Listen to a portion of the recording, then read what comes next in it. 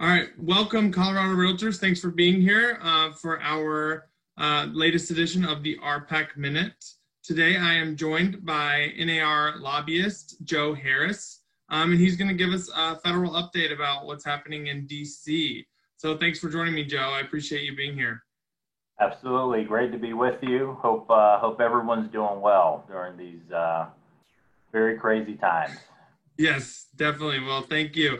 The first question I had for you was, about our COVID-19 relief efforts. So specifically the EIDL, the PPP, and the Pandemic Unemployment Assistance. Those were all part of Congress's pandemic relief packages, Mhm. and they garnered bipartisan support. Can you talk to us a little bit about the process leading up to the passage of the legislation?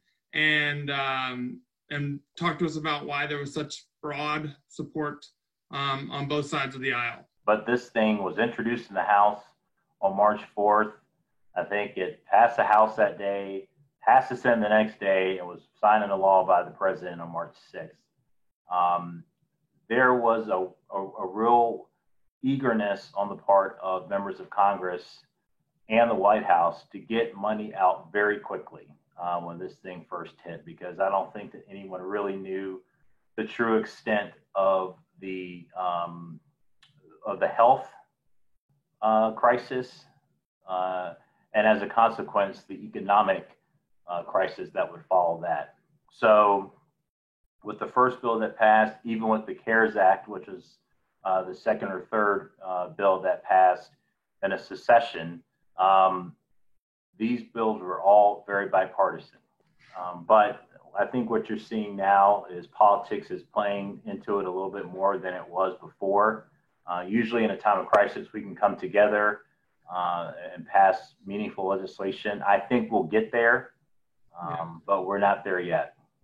So it sounds to me like what you're saying is we kind of had that really big, huge sense of urgency at the beginning, and Yep. it may have dissipated somewhat now, and we're seeing the partisanship return. Well, that's awesome, and I think you already sort of did this in your answer, but the status of those three programs that I mentioned in the first question, is there anything we should know that Colorado Realtors should know about those three programs and where they're at now? Right. Well, essentially, right now they've all expired. PPP, I think, expired a couple weeks ago. The EIDL loans, that program, I think funds ran out in July. The one that you should know about, so for unemployment, you all probably have read or seen on the news that the president signed an executive order on August 8th that makes FEMA disaster relief funds available for certain states that cover $100 towards a $300 a week unemployment benefit.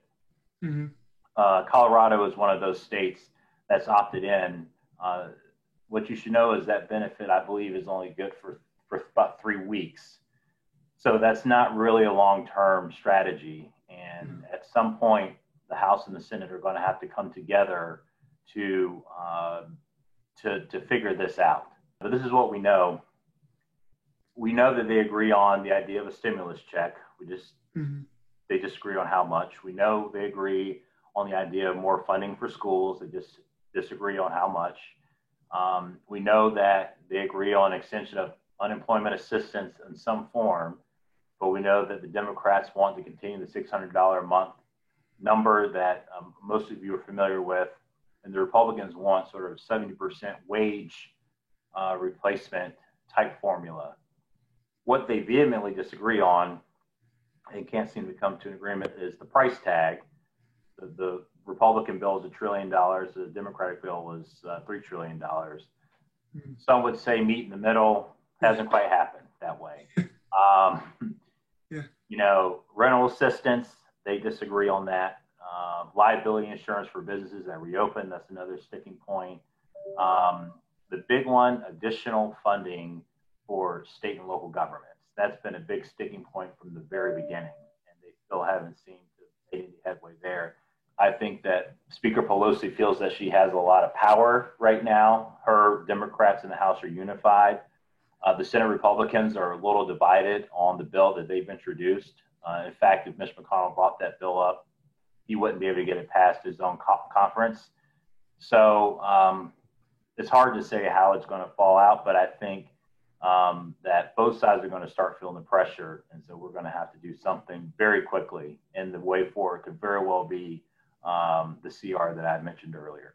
And the final thing I think that everybody's thinking about beyond everything you just described is the upcoming November election. For us in Colorado, there's an election coming up? I didn't even notice. Yeah, who knew? Are there maybe 3 things that you, from your perspective, that Colorado realtors should be thinking about or watching as we approach this election? So there's a lot of work to do. I feel in terms of the outcome right now, Dems are solid favorites, I think, to retain the House. Senate, Republicans, in my view, are still favored to hold the Senate, though the Democrats that are running in states like Colorado, Arizona, Maine are going to make it a little tighter. But the White House, I really feel is a toss-up. I don't care what the polls are saying. The country is very polarized, and we have kind of living in an era of what I call team politics. So that's why it's so important, because it's going to be divided government for the foreseeable future, that we have the relationships that we have to truly be at the table when the decisions are made. People pay attention to letters that we send to the Hill. But I would just say, look out for the impact that President Trump has on this economy, on the pandemic in the next few months, and that will decide the election. So that's something that you should be looking out for. Well, yeah, I agree. It's certainly been interesting so far, and I think it's only going to get more interesting. Yeah. I really appreciate you talking to us today. I think, we've learned a lot from you, and we appreciate it. Thanks. Absolutely. Yeah. Happy to be with you, and everyone be well. Thank you. We appreciate it. All right. Hold on.